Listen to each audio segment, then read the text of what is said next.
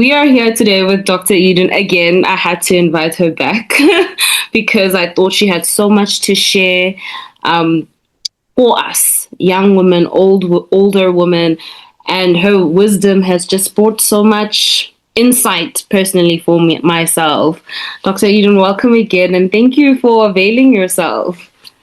Thank you so much for having me, Thando. I'm delighted to be back with you to share some of my thoughts with your audience and perhaps to inspire them to look at life in a positive and hopeful way and see the possibilities ahead, not the all downhill from here. That's so true. I was just speaking to you right now about how speaking to you last week for me has had me in a place where I have so much gratitude for women like you who have come before us, who still are going after their dreams and still are doing things that you didn't have that chance back in your time when you were choosing a career. My granny as well could only be a nurse or a teacher, and she couldn't go after what she really wanted, but she ended up doing entrepreneurship in some form. And you spoke about that with me as well, and I thought how great it is that we don't sometimes appreciate the people that came before us and laid those foundations with us. Well, I had a wonderful career as a teacher. It wasn't anything I particularly wanted to do, but in my time in the 50s, if you can imagine, your granny and I are probably the same age. There weren't a lot of options. The other thing was money. We came through a time when families didn't have the money they have to send children off to higher education. And as much as I wanted desperately to go to university, it wasn't in the cards. There just wasn't money. So in my time, 1 year of teacher education was all we needed, and then we could begin teaching. So, I've had a wonderful career in education, and I've used a lot of the talents. But one of the things that was my dream was to be a journalist. Mm-hmm. I wanted to write very badly. And even as a young child, I would scribble around in notebooks and things like that. And I did end up using, being able to do a lot of writing. But it was all writing around curriculum and material for parents and teachers and stuff like that. So I had lots of opportunities. But if my work right now does anything, it shows younger people that it's never too late. And for me at 87, to have just published a book on health and wellness and spirituality, which was never in my field of study, I think is quite remarkable. And I am so grateful that I have been blessed with the brain ability to continue doing what I'm doing. Some other parts of my body are not quite as forgiving, but my old brain just keeps on ticking. So I'm very happy for that. And it is possible. Thank you so much for showing us that it's possible at any age. Yeah. You write in your book, you write about releasing past wounds as part of the healing journey for women who carry regrets or unresolved pain. How do you begin to process without being overwhelmed? Well, I think I would need to just share a little bit of my own personal journey, because I was in my mid-50s, coming towards 60, when I'd had a lot of chronic illness, but I never let it slow me down. I was going off in all directions all the time and loved every minute of it. But so it was my body telling me that it was like it sort of said stop.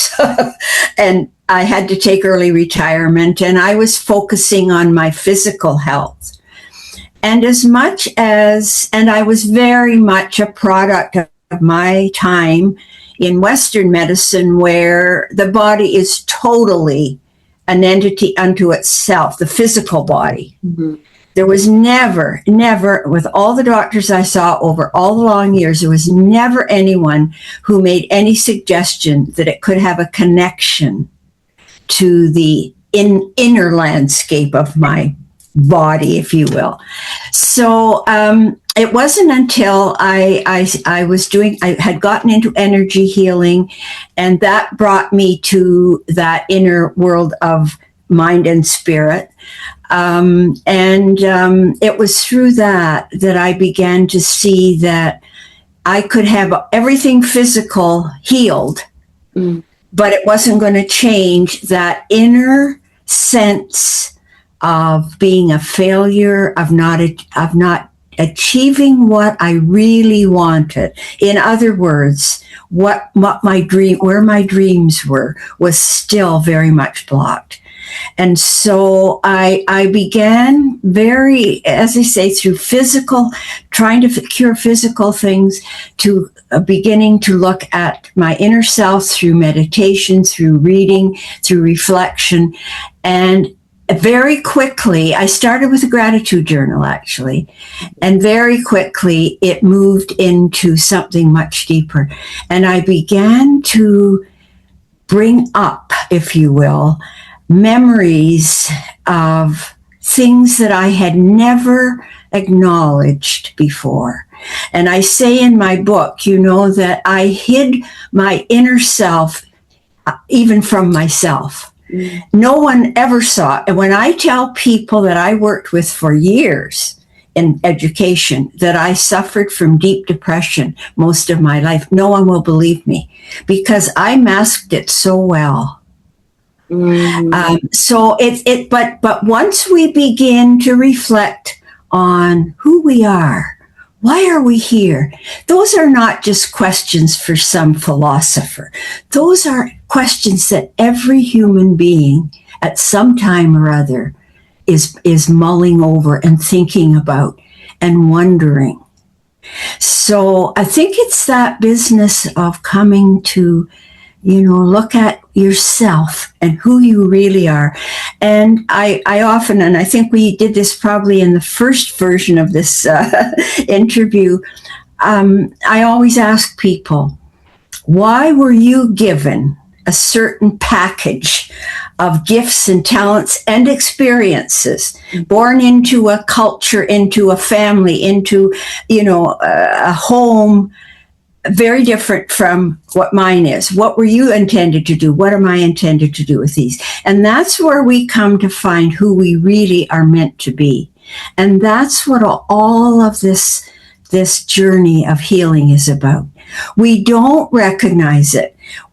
For me, one of the most startling things, I have never thought of myself as being strong.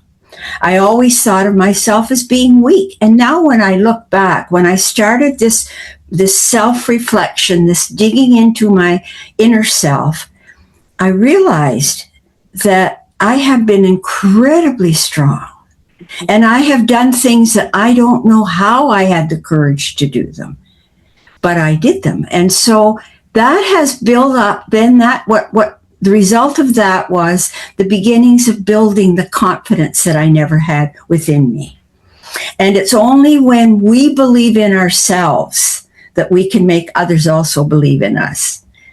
And for women, I've talked to thousands of women, literally, and we almost to a person are down on ourselves. You can ask somebody right away, what would you like to change right now? And I'll bet you have 3 things that you could mention quick. If I say to you, what's your best things? When are you at your best? You have to stop and think. I've done this with many people, and that almost pervasive sense of I'm not good enough. I should have done better. I shouldn't have made this choice. I should have done that. What I should have, would have, could have done, just takes over our thinking. So the important thing is to begin to change your relationship almost, I will say, with yourself. Yeah. Who you are, what you're good at. And I really make a point throughout my whole book is it's not about fixing what's wrong. It's about building on where you're at your best and making those gifts and those strengths and those talents the basis for becoming even more authentic and more, I would say, giving to the rest of the world. It's in that business of self-understanding. You mentioned mining our true selves to find hidden treasures. For a woman who feels, or anyone who feels lost or out of touch with who they are, maybe after caregiving, career, or loss, how does one begin to reconnect? You did mention journaling, though. Well, yes, and I think that the very first step and the bedrock of all of the changes that we need to come to a place of not only forgiving ourselves, but loving ourselves. When we can look in the mirror and say, you know what, I am beautiful. And know and mean it and see yourself as somebody who deserves to be celebrated. And I'm not talking about, the person who just is flamboyant and it's all on the surface. I'm talking about somebody who sees themselves as a whole and sees that best inner part of themselves radiating through their physical manifestations. So you asked me what steps would I take? Well, I think I've kind of described them in that the first thing that I think happens is that we, in this acceptance and this understanding of ourselves, we have to know. If we're going to find a better person within us, we have to believe that there is a better person within us. Mm-hmm. So in order to do that, we start this business of quietly thinking about ourselves and our experiences. And one of the things that's fundamental to me is a phrase that I have tacked up on my computer, on my walls, and buried in my brain is trust the journey. We are not alone in this. We are meant to achieve what we were sent here to be. We were meant to be successful. We weren't sent here to sit on a dunghill of despair and pain and anger and all that. No, that's not why we were given life. We were given life to make this place a more joyous, a more humane, a kinder world. And so when we go within ourselves and we begin to find what's blocked that for me, why do I still feel all this discontent, this anger? Mm-hmm. I think, oh, I'm not bitter. And then you start thinking about it and certain things, incidents will happen and it'll trigger it. And you think, oh my gosh, am I still worrying, carrying on about that? That was 30 years ago. So we need to be looking at how to find that. So two things. First of all, start with gratitude. That is a wonderful place to start. Look at your life not in terms of, oh my God, what have I got to do today? And I've got all these aches and pains and I got to pay this bill and I don't have enough money. Quit that for 10 minutes.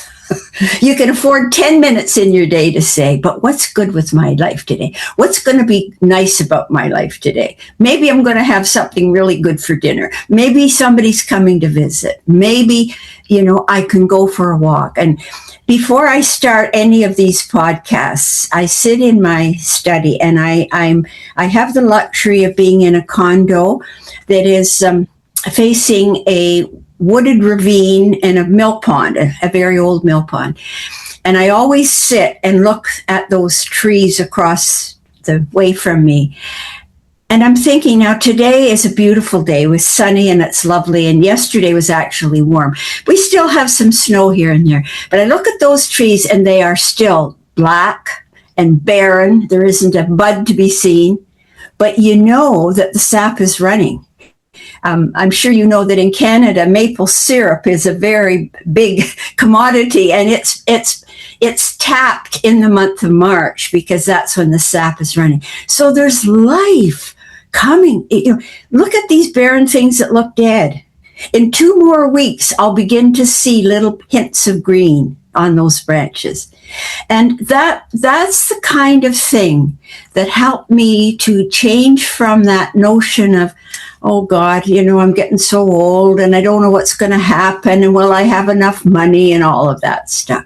So we need to begin to build that belief in the goodness. There is goodness out there, despite what's going on around us in every corner of the world right now. There is goodness. There is a power, and I'm not talking religion, traditional religious concepts here, but there is a power beyond all of our imagination, and a wisdom that manages, that orchestrates, that conducts the activities of the planet. And we need to tap into that. And once we do, and we are part of that, the physicists tell us we are made of energy. Energy is throughout the world. I talk a lot about this again in my book, but we breathe the same air as that little orchid that's on the forest floor that no one else will ever see. That bird that's soaring high in the sky shares the oxygen, the energy with me. So when we see ourselves not just as this little person sitting by myself in this little condo, and no, we're part of something so much greater. And let's celebrate that, and let's acknowledge that, and let's feel that we are connected to something beyond the trivial spats and ego trips of our politicians and all that stuff that causes so much damage. So that's where I start. And anybody can do that. You don't have to have money. You don't have to even have health to do that. You can do that lying in your bed when you're sick. I had 4 years ago in the summer, I had a very bad flare up of lumbar stenosis in my lower spine, and I couldn't even sit up. I couldn't read. I couldn't do anything. Couldn't get out of bed. I thought I was heading for a long-term facility.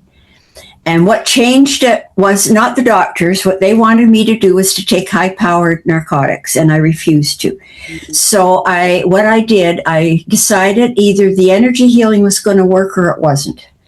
And I had put all my cards in that basket. I still use the best of what Western medicine has to offer me, particularly with respect to diabetes. But there is another whole way of getting there, and that's through energy healing and energy healing practices. And so through things that I could do just lying there, I couldn't even read. I would do tapping. I did a lot of deep breathing. I would listen to guided meditations, all of those things. And I got myself out of bed. I got myself walking. And here I am 4 years later, traveling and doing all the things I want to do. But it does start with the mind. You have to change that thinking. If you're at an age where you're just starting in the senior years and your kids are gone, or they're back home with 2 kids and no job, you have to have time for yourself. That's the other thing. You are worth setting aside a period of time each day. I like to say as much as a half hour, and I think even more. I think it should be an hour. But even if you start with 15 minutes, I'm not available these 15 minutes, kids. I don't care if you're hungry, right? Yeah. Go find something. Give yourself that time. Treat yourself to time to sit quietly and reflect inwardly. Do breathing exercises, if nothing else. If the word meditation still scares you, it shouldn't, because, and again, I have a wonderful chapter on meditation in my book. Not from a religious point of view, we still think of it as a practice for the old saints that only a handful of people would commune with God, right? No, it's not about that. It's about, I like the word reflection, to think about yourself. And that energy we just talked about will guide you and will lead you. And it is really astonishing how you're able to bring things and look at them and name them, and they leave. Then they no longer control you. That's the big thing. When we can look at something and say, why am I still angry at that person, from 40 years ago? And when I bring it up and I say, okay, she was very jealous of me. I never understood that before, but I do now. So that's on her, not on me. And then I can let go of that. And I can look at that person with compassion then and say, what made her be like that? So that is what changes everything. I support that through this time of reflection and breathing exercises. And I also use affirmations. In each chapter of my book, I have a section called Taking Action, because I know myself and I know with other people. We can read beautiful, inspirational stuff and think, oh, isn't that great? I'm going to do that. But then the next day you're on to something else.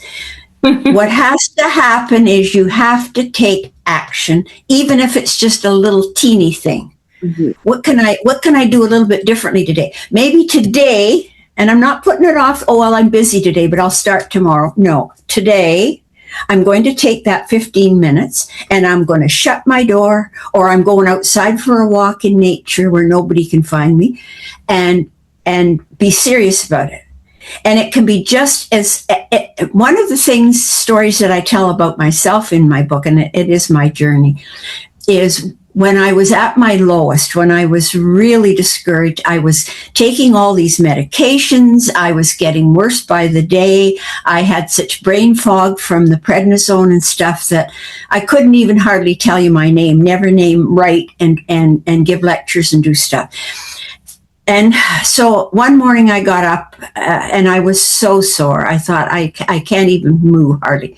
I thought, I have to go shopping today. So I'm going to make somebody, I can't change my day myself today. I'm too sore. But maybe I can make somebody else feel a little better about their day. And I started this practice of when I would go shopping or to the library or the few places I was able to go at that time. Just spontaneous gestures of connection. Connection is so important. And when we start to feel that we no longer matter, that nobody cares, those kids that I looked after so well haven't phoned me for 3 weeks, when we start all those dialogues within our heads, we lose connection completely, because we get so miserable that nobody wants to talk to us and nobody will call us unless they're forced to, right?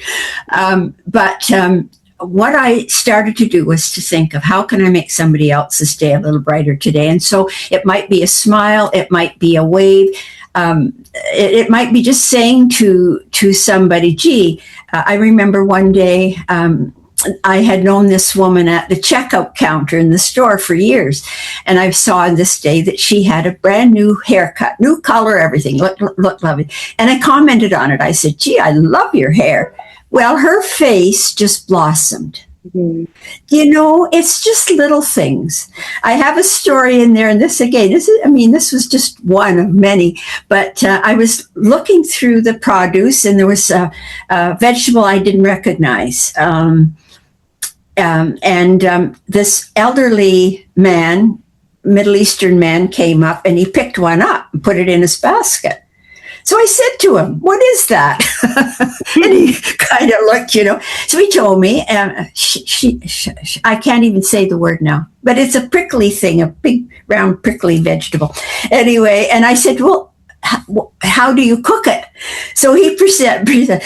We talked for probably 2 or 3 minutes, and he went away with a step, a lightness in his step.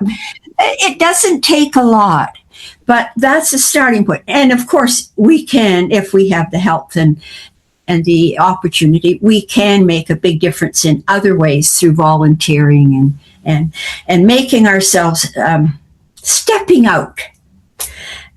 But that doesn't have to be big like that, and that's where we make the mistake. We think, oh well, I couldn't make any difference. I had somebody recently say to me, oh well, I couldn't do anything because I have nothing to offer. I said, of course you have. You raised a family. You managed a home. That's a lot.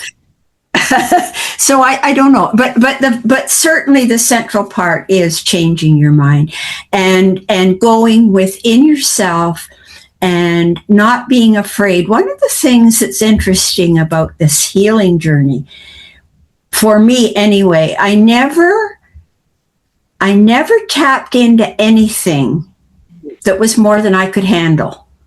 Do you know what I'm saying? So as I would make a discovery, like I said earlier about, for example, my strengths, that was a revelation to me, and it was huge for me. And I still, build on that. But I never, there were some other things in my life that I had really buried deep and hadn't thought about for years. And as it began to surface and I began to think about it, I realized it had colored my whole adult life because it had undermined my confidence. It undermined what I believed about myself. I had built a shell around myself to protect from the time I was preschool. I can very clearly remember this, hiding.